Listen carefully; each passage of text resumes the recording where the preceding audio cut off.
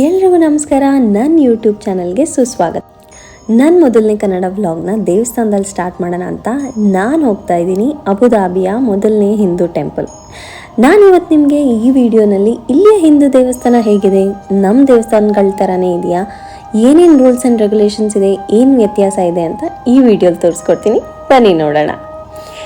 ಈ ದೇವಸ್ಥಾನನ ಬ್ಯಾಪ್ಸ್ ಹಿಂದೂ ಮಂದಿರ ಅಂತಾರೆ. ಬ್ಯಾಪ್ಸ್ ಒಂದು ಸಂಸ್ಥೆ. ಹೊರದೇಶದ ದೇವಸ್ಥಾನಗಳನ್ನೆಲ್ಲ ನೋಡ್ಕೋತಾರೆ. ದೇವಸ್ಥಾನಕ್ಕೆ ಎಂಟ್ರಿ ಕೊಡಬೇಕಂದ್ರೆ ಮೊದಲು ಆನ್ಲೈನ್ ರಿಜಿಸ್ಟ್ರೇಷನ್ ಮಾಡಿಸಿರ್ಬೇಕು. ಎಲ್ಲರ ಸೇಫ್ಟಿಗೋಸ್ಕರ ಸೆಕ್ಯೂರಿಟಿ ಚೆಕ್ ಕೂಡ ಇರ್ತದೆ.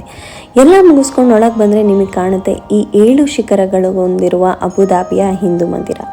ಈ ದೇವಸ್ಥಾನ ಅಬುದಾಬಿ ಹಾಗೂ ದುಬೈ ಮಧ್ಯೆ ಬರುವ ಹೈವೇಯಲ್ಲಿ ಸ್ಥಾಪನೆ ಮಾಡಿದ್ದಾರೆ. ಈ ದೇವಸ್ಥಾನನ ಕಟ್ಟೋಕೆ ಶುರು ಮಾಡಿದ್ದು 2019ರಲ್ಲಿ ಹಾಗೂ ಈ ದೇವಸ್ಥಾನ ಉದ್ಘಾಟನೆ ಮಾಡಿದ್ದು ಫೆಬ್ರವರಿ 14, 2024ರಲ್ಲಿ ನಮ್ಮ ಮೋದಿಯವ್ರ ಜೊತೆ.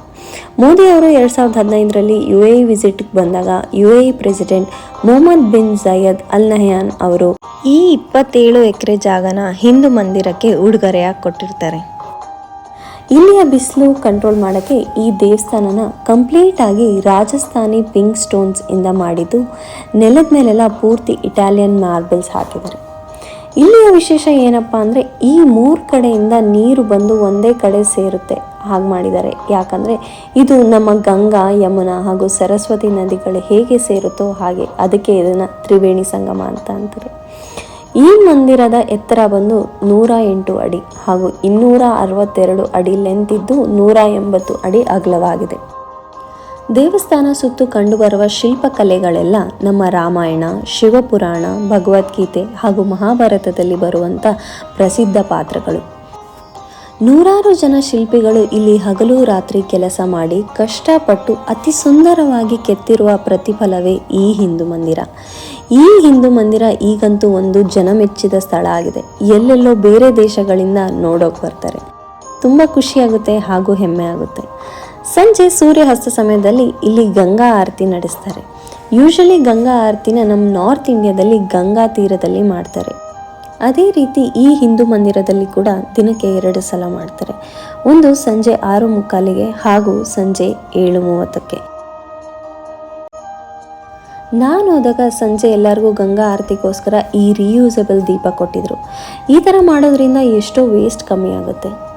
ದೇವಸ್ಥಾನದೊಳಗಡೆ ಫೋಟೋ ವಿಡಿಯೋ ತೆಗೆಯೋದು ಅಲೌಡ್ ಇಲ್ಲ, ಅದಕ್ಕೆ ನಾನು ತೋರ್ಸೋಕ್ಕಾಗಲಿಲ್ಲ. ಒಳಗಡೆ ಅಂತೂ ಅದ್ಭುತವಾಗಿ ವೈಟ್ ಮಾರ್ಬಲ್ಸಿಂದ ನಿರ್ಮಿಸಿದ್ದಾರೆ. ನೀವೆಲ್ಲರೂ ಯಾವಾಗಾದರೂ ದುಬೈ ಅಥವಾ ಅಬುದಾಬಿಗೆ ಬಂದರೆ ಈ ದೇವಸ್ಥಾನ ಒಂದು ನೋಡೋದನ್ನ ಮರಿಬೇಡಿ.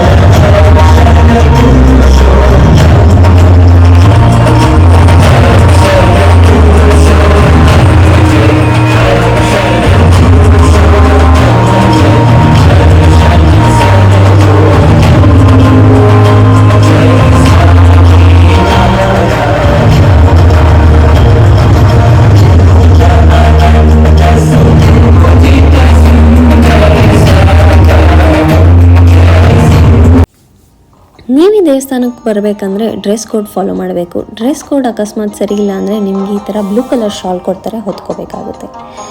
ವೀಕೆಂಡ್ ಆಗಿರೋದ್ರಿಂದ ತುಂಬ ಜನ ಇದ್ದರು. ಪ್ರಸಾದ ಏನು ಕೊಡ್ತಾರೆ ಅಂತ ನಾನು ಕ್ಯೂವಲ್ಲಿ ನಿಂತಿದ್ದೆ. ಈ ಥರ ಸ್ವೀಟ್ ಕೊಟ್ಟಿದ್ರು. ಆದರೂ ನಮ್ಮೂರಲ್ಲಿ ಕೊಡೋ ಪುಳಿಯೋಗರೆನ ಮಿಸ್ ಮಾಡ್ಕೊತೆ. ಇವತ್ತಿನ ವಿಡಿಯೋ ನಿಮ್ಮೆಲ್ಲರಿಗೂ ಇಷ್ಟ ಆಗಿದೆ ಅಂತ ನಾನು ಭಾವಿಸ್ತೀನಿ. ಇಷ್ಟ ಆಗಿದ್ರೆ ಲೈಕ್ ಮಾಡಿ, ಕಮೆಂಟ್ ಮಾಡಿ, ನಿಮ್ಮ ಫ್ಯಾಮಿಲಿ ಆ್ಯಂಡ್ ಫ್ರೆಂಡ್ಸ್ ಜೊತೆ ಶೇರ್ ಮಾಡಿ. ಇನ್ನೊಂದು ವಿಡಿಯೋಲಿ ಸಿಗ್ತೀನಿ. ನಾನು ನಿಮ್ಮ ಬೆಂಗಳೂರು ಹುಡುಗಿ, ಸೈನಿಂಗ್ ಆಫ್.